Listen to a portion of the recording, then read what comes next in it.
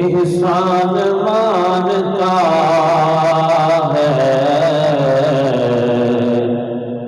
زمانہ حسین کا۔ امام حسین کی کل پیدائش کا دن تھا، چند کلمات پڑھنے دیجیے گا۔ احسان مانتا ہے زمانہ حسین کا، مل کے پڑھیے۔ احسان مانتا ہے زمانہ حسین کا،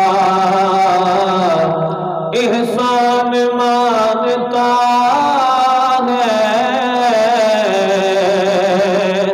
زمانہ حسین کا،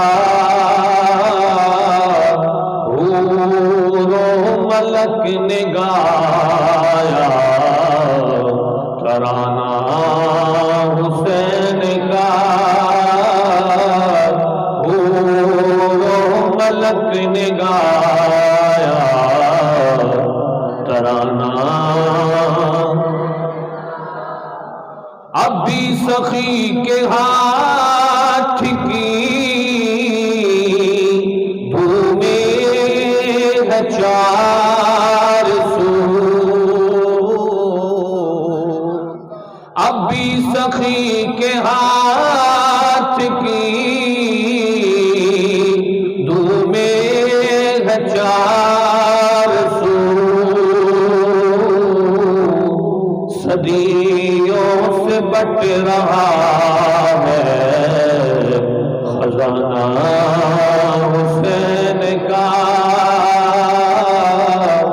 مل کے پڑھیے۔ احسان مانتا ہے زمانہ، چیخا ہے جس کی ضرب سے ہر دور کا یزید، چیخا ہے جس کی ضرب سے، چیخا ہے جس کی ضرب سے ہر دور کا یزید، ایسا بنایا رب نے نشانہ حسین کا،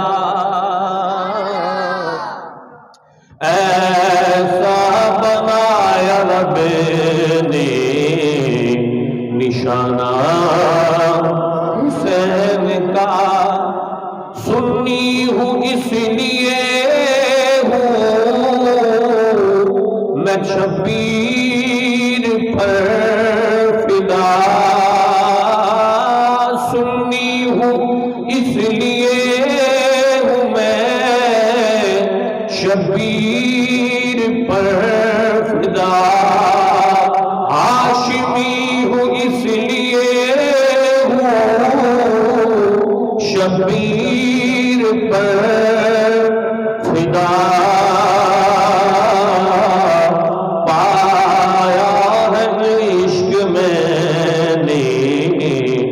یگانہ حسین کا،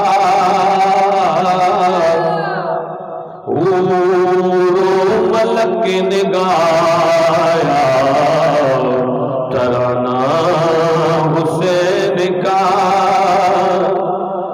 حب حسین سے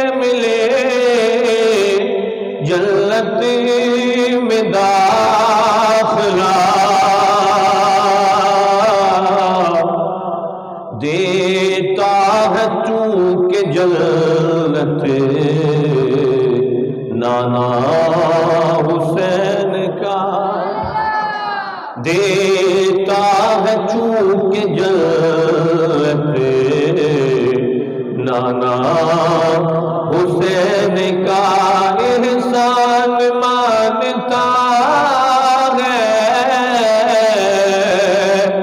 زمانہ حسین کا، حور و ملک نے گایا ترانہ، جس کے قصیدے آیت تطہیر نے پڑھے، انما یرید اللہ لیذھب عنکم الرجس اہل البیت، جس کے قصیدے آیت تطہیر نے پڑھے، ایسا بنایا رب نے گھرانہ حسین کا، ایسا بنایا رب نے گھرانہ، محبت سے پڑھیے احسان مانتا، محبت سے پڑھیے احسان مانتا ہے، حور و ملک نے گایا، آصف بقائے دین ہے، کربل کی داستان، آصف بقائے دین ہے، آصف بقائے دین ہے، کربل کی داستان، آصف بقائے دین ہے، کربل کی داستان،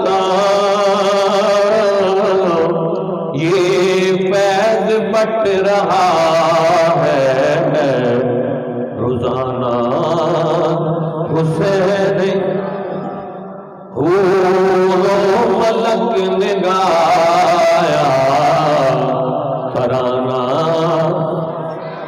احسان مانتا ہے زمانہ، حور و ملک نے گایا ترانہ۔ اللہ رب العزت کے دربار میں حمد و ثنا، حضور پر نور شافی یوم النشور کے دربار میں ہدیت السلام عرض کرنے کے بعد دعا ہے۔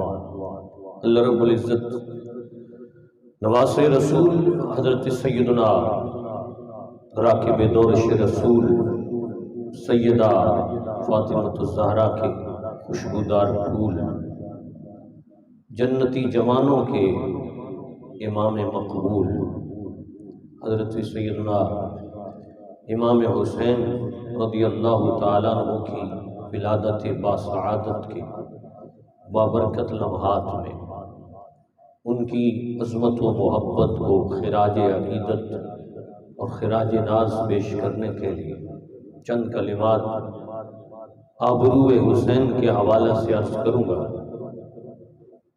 5 شعبان المعظم حضرت امام حسین کی ولادت باسعادت ہے، اور آج 6 شعبان المعظم ہے۔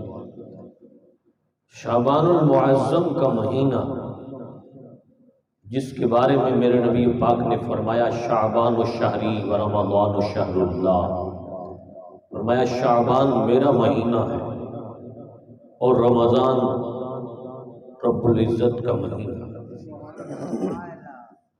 پھر شعبان کے مہینہ میں جسے رسول اللہ نے جس مہینہ کو پسند کیا، اسی مہینہ میں رسول پاک کے لخت جگر حضرت فاطمۃ الزہرا کے نور نظر، آپ کی ولادت باسعادت 5 شعبان المعظم کو کتنا حسین امتزاج ہے کہ ادھر سے پنجتن پاک کے سردار بھی ہیں اور ادھر سے 5 شعبان کو آنے والے بھی۔ یہ حسین، یہ جو رب العزت نے اس پنجتن پاک کے نام کو 5 کے ساتھ تعبیر کیا، اس کی بھی بڑی حکمتیں ہیں۔ شاعر نے اپنے اپنے روپ میں اسے ڈھالا ہے، اور پنجتن پاک کے بارے میں بہت سارے شعراء نے اپنا کلام پیش کیا ہے۔ میں نے ایک کلام آپ کے سامنے اس صدی کے بہت بڑے عالم دین، محدث لاہوری، حضرت قبلہ کنز العلماء قبلہ ڈاکٹر اشرف آصف جلالی زید مجدہ، میرے استاذی المکرم بھی ہیں، میرے شیخ بھی ہیں، جنہوں نے مجھے حدیث پاک پڑھائی اور اس کے بعد مفتی کورس کروایا۔ ان کی قلم سے لکھا ہوا کلام احسان مانتا ہے زمانہ حسین کا، حور و ملک نے گایا ترانہ حسین کا، یہ پیش کیا ہے۔ حضرت امام حسین رضی اللہ تعالیٰ عنہ، آپ کا واقع کربلا بھی اپنی جگہ ایک عظمت اور عزت رکھتا ہے، اس کے علاوہ بھی آپ کی ذات و برکات کے چرچے اور آپ کی عزت کے ڈنکے صحابہ کے جذبات میں ہمیشہ بجتے رہے ہیں۔ صحابہ کی زندگیاں سیدنا امام حسین کی سیرت کو دیکھ کر مزید ایمان کی طرف بڑھتی چلی گئی ہے۔ حضرت امام حسین کا اخلاق اور آپ کے شب و روز کی عبادات، صائم اللیل ہونا اور صائم النہار ہونا، قائم اللیل ہونا، یہ آپ کی تاریخ میں ثابت ہے کہ راتوں میں عبادت کرنے والے اور دن کو روزے کی حالت میں گزارنے والے، اور پھر اخلاق کا یہ عالم ہے کہ اس جیسی ہستی کا اخلاق جس کی پرورش ہی سرکار دو عالم صلی اللہ علیہ وسلم کی گودی مبارکہ میں ہوئی ہو۔ اور سب سے بڑی بات یہ ہے کہ آج لوگ امام حسین کو پیاسا کر کے معاذ اللہ مار دیتے ہیں، کہتے ہیں پیاسے مر گئے، پیاسے مر گئے۔ میں ایک جملہ بولوں گا، آپ کے جذبات کو کا اظہار پتہ چل جائے گا۔ اس حسین کو پیاس لگے کیوں کر جس کی پہلی گھٹی میں محمد مصطفیٰ نے زبان چوسوائی، جس کی گھٹی کے اندر سرکار کی زبان گئی ہو، نبی پاک نے اپنا لعاب دہن زبان چوسوا کر جس کو گھٹی دلوائی ہو، وہ آب کوثر کا والی ہے جس نے یہ جملہ فرما دیا، حسین منی وانا من حسین۔ یہ جملہ پڑھنا آسان ہے لیکن اس کے کردار کو کنگالنا مشکل ہے۔ یہ جملہ پڑھتا ہر کوئی ہے لیکن اس کی عملی تصویر فقط وہی کر سکتا ہے جو رسول پاک کی شریعت مطہرہ کا عامل ہوتا ہے۔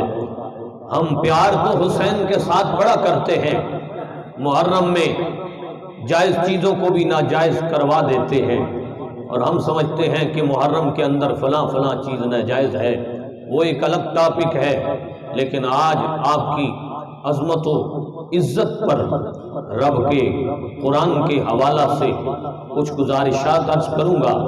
صحابہ کی محبت امام حسین سے کیا ہے وہ بیان کروں گا، اور اس کے بعد آخر میں پیدائش حسین کا ایک عظیم واقعہ جو جامع المعجزات کے اندر علامہ یوسف بن اسماعیل نبہانی نے بڑی شرح و بسط کے ساتھ ڈیٹیل کے ساتھ اسے بیان فرمایا ہے، اس کا تذکرہ کر کے اس کے بعد اپنی گفتگو کو سمیٹیں گے۔ آئیے اللہ کا قرآن میرے رب ارشاد فرماتا ہے، وَقَرْنَ فِي بُيُوتِكُنَّ وَلَا تَبَرَّجْنَ تبرج الجاهلية الأولى وأقمنا الصلاة وآتينا الزكاة وأطعنا الله ورسوله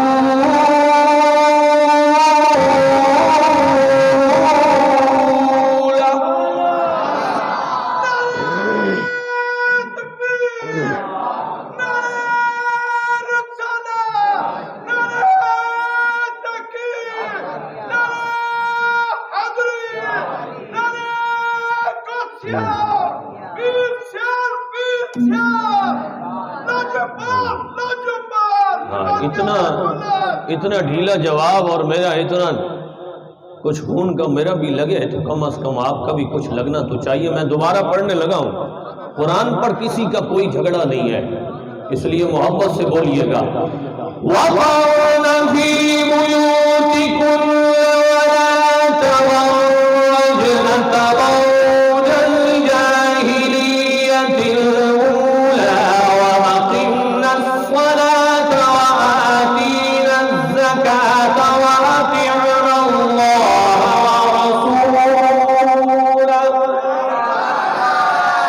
إِنَّمَا يُرِيدُ اللَّهُ لِيُذْهِبَ عَنكُمُ الرِّجْسَ أَهْلَ الْبَيْتِ وَيُطَهِّرَكُمْ تَطْهِيرًا.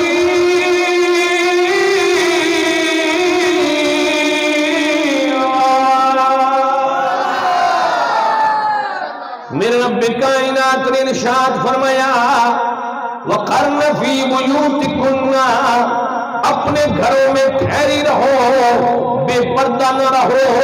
جیسے اگلی جاہلیت کی بے پردگی تھی ایسی بے پردگی نہیں ہونی چاہیے. یہ آیت کریمہ اس کا اگر شان نزول دیکھا جائے، اس کا سیاق و سباق دیکھا جائے، اس کا پچھلا حصہ دیکھا جائے اور یہ حصہ دیکھا جائے، اس میں رسول اللہ کی آل بیت ازواج مطہرات کا بھی ذکر آ رہا ہے. جو لوگ اس کو خاص کر دیتے ہیں حسن و حسین یا پنجتن پاک کے ساتھ، وہ پوری آیت نہیں پڑھتے. میں نے پوری آیت آپ کے سامنے تلاوت کی ہے جس میں فرمایا گیا اپنے گھروں میں ٹھہری رہو، بے پردہ نہ رہو. جیسے اگلی جاہلیت کی بے پردگی تھی ایسی نہیں ہونی چاہیے. ازواج مطہرات ہو، اہل بیت ہو، ان کی نشانی کیا بتائی؟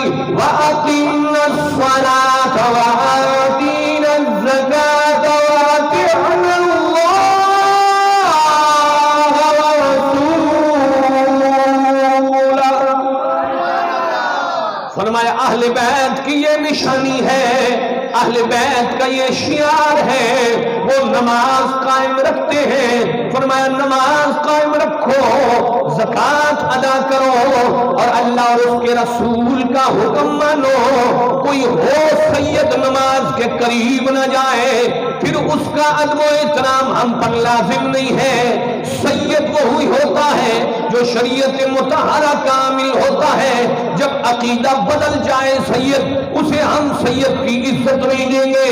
اس سید کو عزت ملے گی جو رسول پاک کی شریعت کا عامل بھی ہوگا، عالم بھی ہوگا اور پھر رسول پاک کی شریعت کا تابعدار و حقدار بھی ہوگا.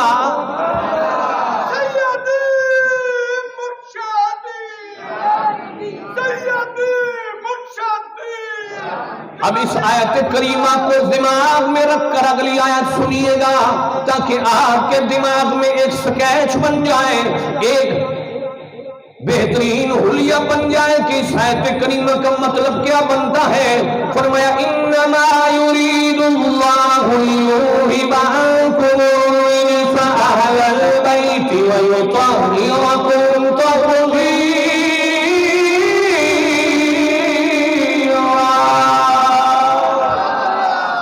فرمایا اللہ تو یہی چاہتا ہے کہ اے نبی کے گھر والوں تم سے ناپاکی دور فرما دے اور تمہیں اس طرح پاک کر دے جس طرح پاک کرنے کا حق ہے. اسی لیے میرے استاد گرامی نے فرمایا جس کے قصید آیت تطہیر میں پے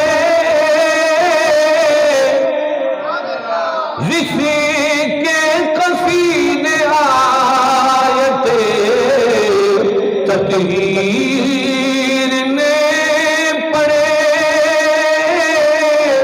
ایسا بنایا رب نے گھرانہ حسین کا۔ محبت سے بولیے سبحان اللہ۔ ملک نے گایا ترانہ حسین کا، اور شعر بڑا وزنی ہے، ضائع نہ کیجیے گا۔ چیخا ہے جس کی ضرب سے، چیخا ہے جس کی ضرب سے، ہر دور کا یزید ایسا بنایا رب نے نشانہ حسین کا۔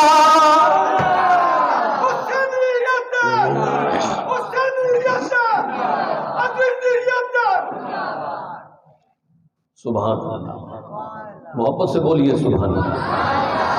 وہ میرے امام حسین کا اخلاق کیسا ہے؟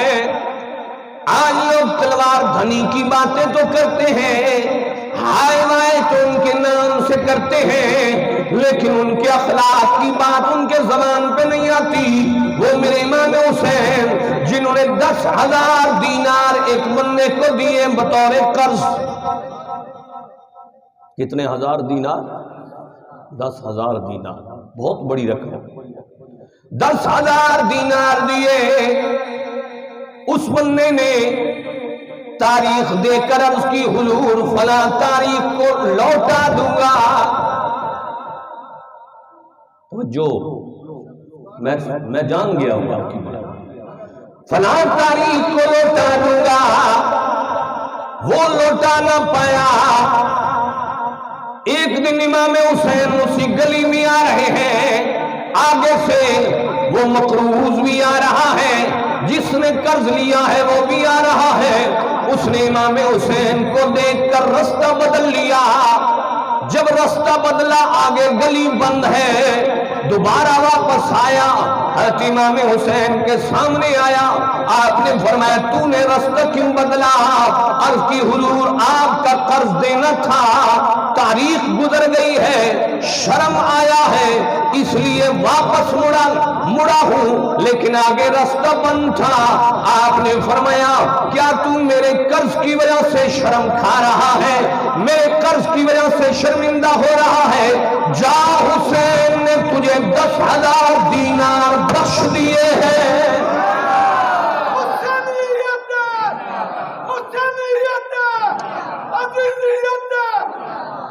ابھی سخی کے ہاتھ کی دھن میں ہے 4 سو، یہ تو اس حصے میں نہیں تھا نا، میں نے خود بنایا۔ ابھی سخی کے ہاتھ کی دھن میں ہے 4 سو، صدیوں سے بچ رہا ہے خزانہ حسین۔ ایسے نہیں مزہ آئے گا، محبت سے پڑھیے، صدیوں سے بچ رہا ہے خزانہ۔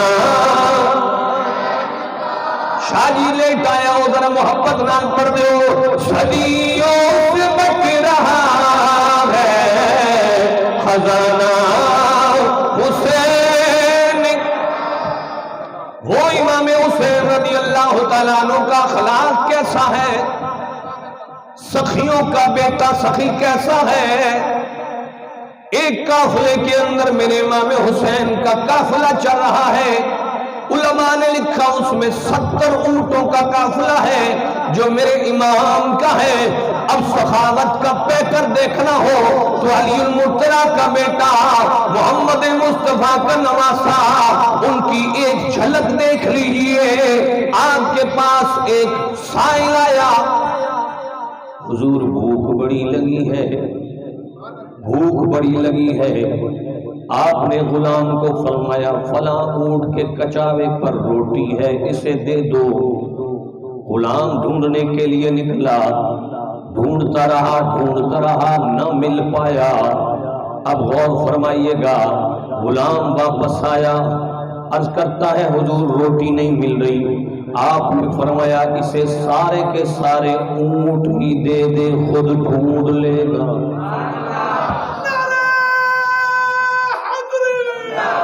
ڈھلے ہو محبت رہا،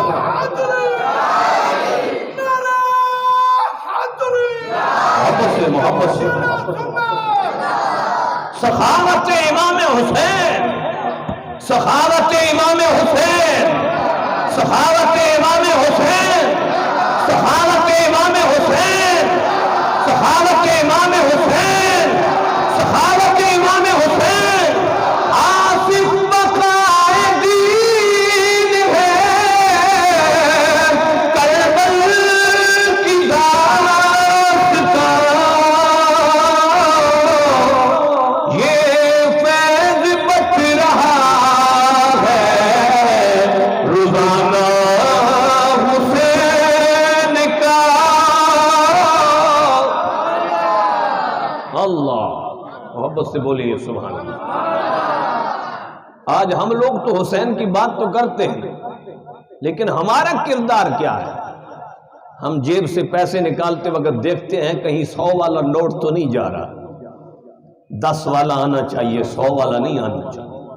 یہ حالات ہیں ہماری اپنی طبیعت کے۔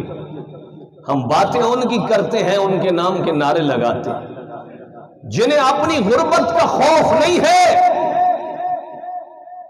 جنہیں اپنی غربت کا کبھی خوف آتا ہی نہیں، کیونکہ دنیا کے ساتھ ان لوگوں کا واسطہ ہی نہیں تھا، ان کا واسطہ رب کے ساتھ تھا۔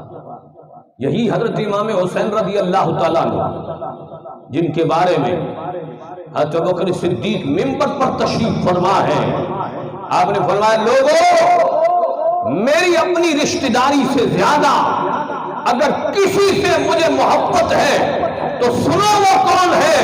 لوگوں نے توجہ کی، ابو بکر صدیق کس کی بات کرنے چلے ہیں، کن کا کلام کرنے چلے ہیں، کن کے بارے بتانے چلے ہیں۔ آپ نے فرمایا خدا کی قسم مجھے اپنے بیٹوں کے زیادہ، اپنی بیوی سے زیادہ، اپنے پوتوں سے زیادہ، اپنے والدین سے زیادہ، اپنی رشتہ داری سے زیادہ، جس رشتہ داری سے پیار ہے وہ محمد مصطفیٰ کی رشتہ داری ہے۔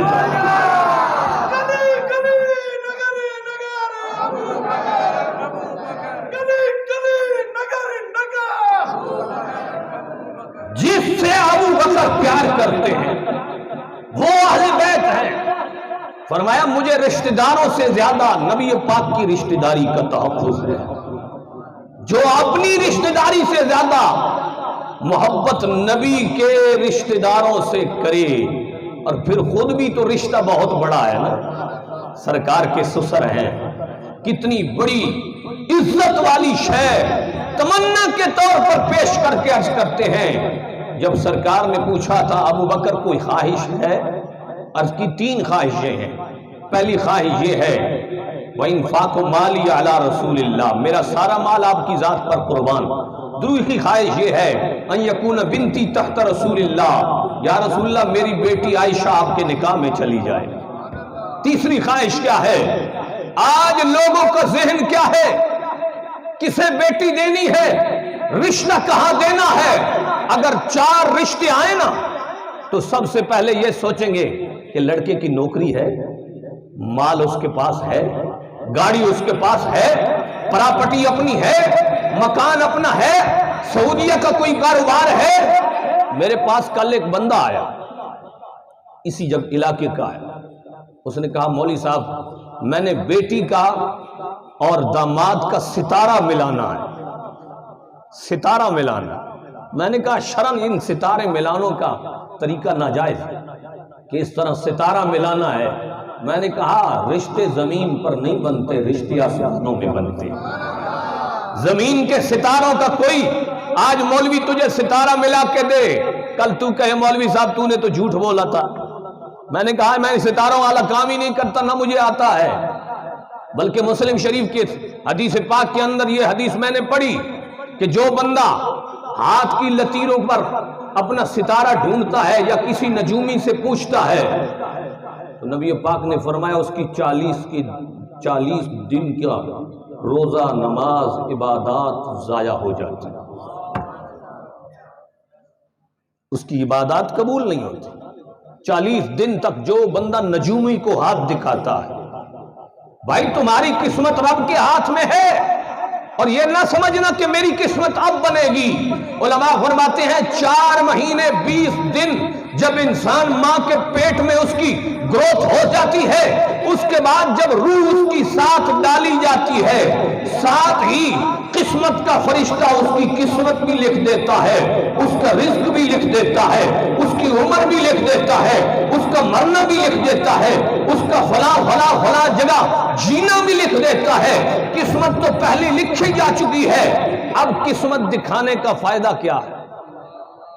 یہ تو رسول اللہ نے فرمایا 4 مہینے اور 20 دن جب روح انسان کے جسم میں ڈالی جاتی ہے، ساتھ ہی اس کا سارا زندگی کا سٹرکچر، سارا رزق جو کچھ اسے ملنا ہے، دوڑے پوری دنیا میں جہاں دوڑ سکتا ہے، رزق وہی ہے جو رب نے لکھ دیا ہے، روح ڈالتے وقت لکھ دیا ہے۔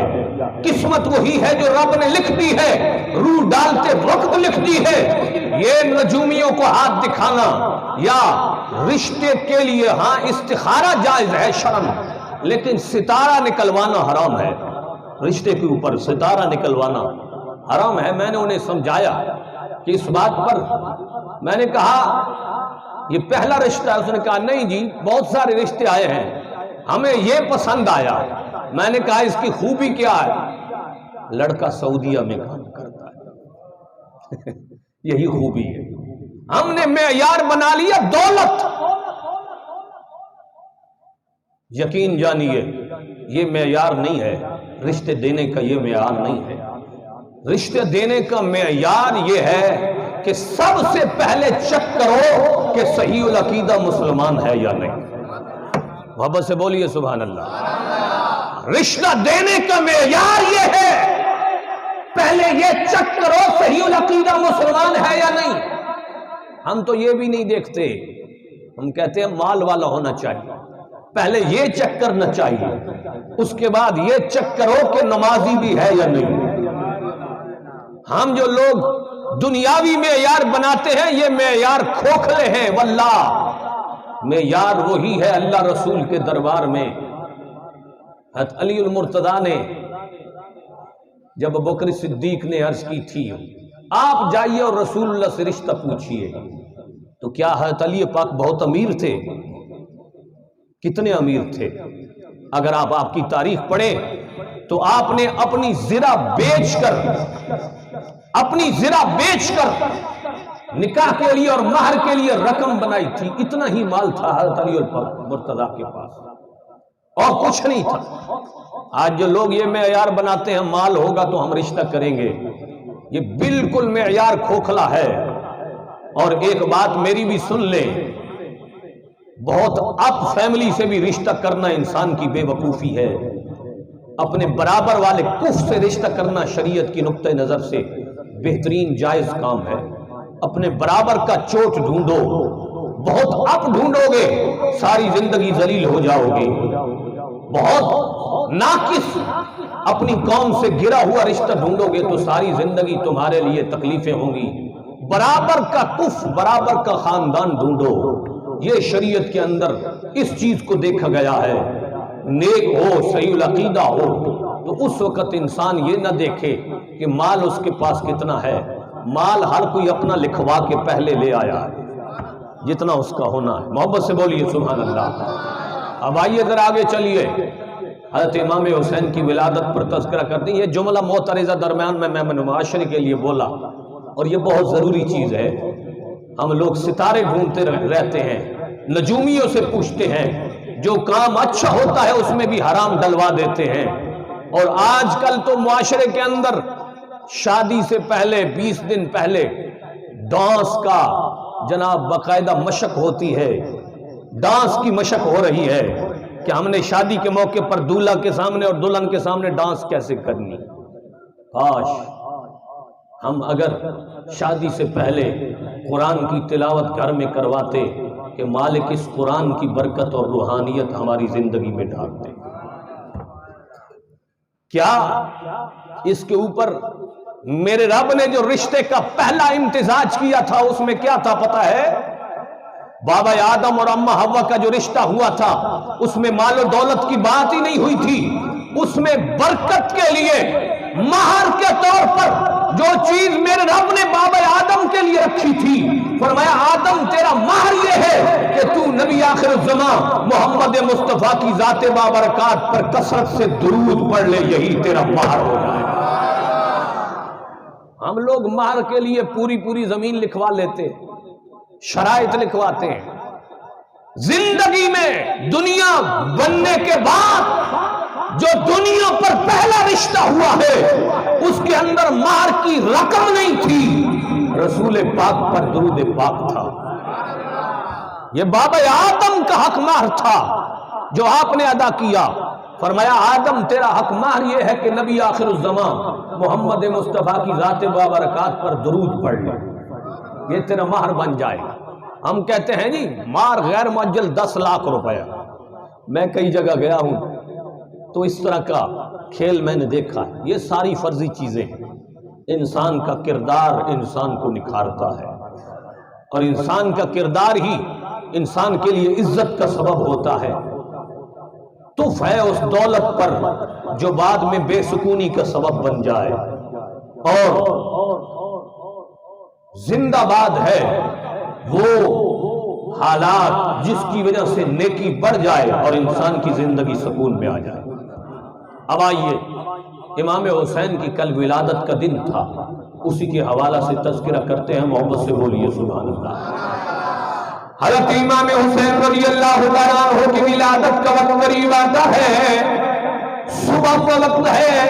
میرے محبوب دو عالم صلی اللہ علیہ وسلم مسجد نبوی میں نماز پڑھاتے ہیں، اس کے بعد نکلتے ہیں اور فرمائیے گا حضرت ابوبکر صدیق ساتھ ہیں، صحابہ کا قافلہ ساتھ ہے. خلاف معمول سرکار گھر تشریف نہیں لے گئے بلکہ ڈائریکٹ حضرت علی المرتضی شیر خدا کرم اللہ وجہہ الحسنہ کے دروازے کی طرف جا رہے ہیں. ابو بکر بھی پیچھے ہیں، حضرت پاک عمر بھی پیچھے ہیں، پاک عثمان بھی پیچھے ہیں، صحابہ کی جماعت پیچھے ہے. خلاف معمول سرکار کہاں جا رہے ہیں؟ حضرت علی المرتضی باہر کھڑے ہیں. ابو بکر صدیق نے پوچھا پیارے علی باہر کیوں کھڑا ہے؟ آج کی شہزادے کی ولادت ہو رہی ہے، مجھے باہر آنے کا حکم ملا ہے. حضور کون آیا ہے؟ فرمایا میرے شہزادے کی آمد پر رب نے 1,24,000 فرشتوں کی جماعت بھیجی ہے.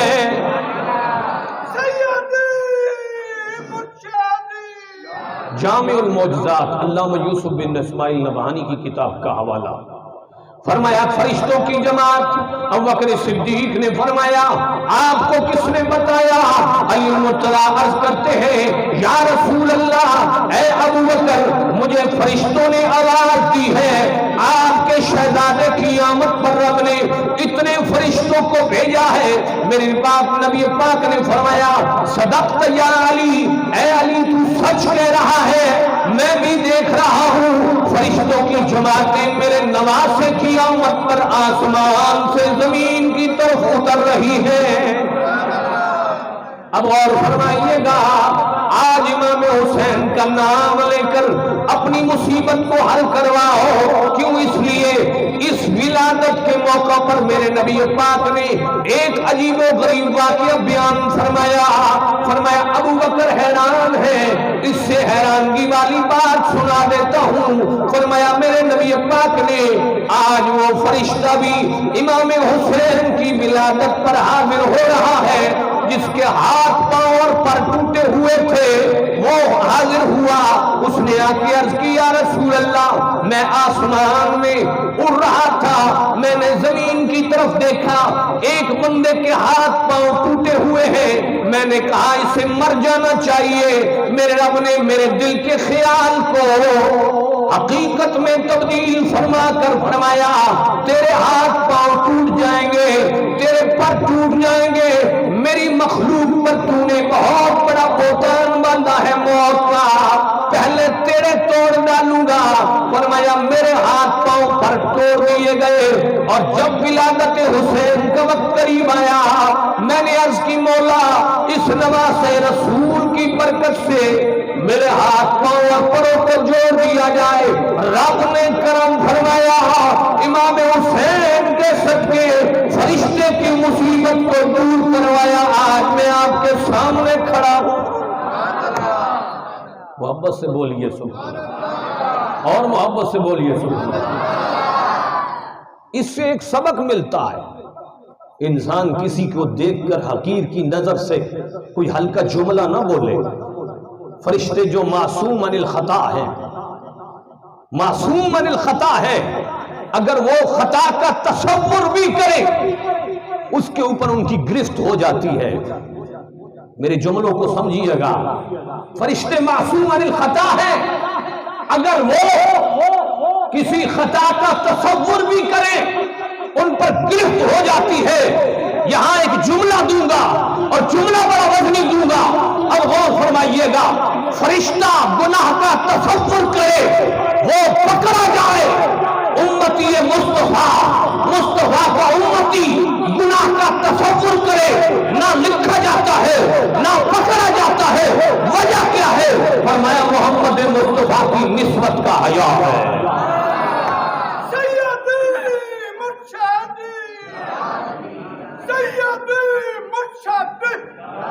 اللہ رب العزت میری حاضری قبول و منظور فرمائے۔ وما علیہ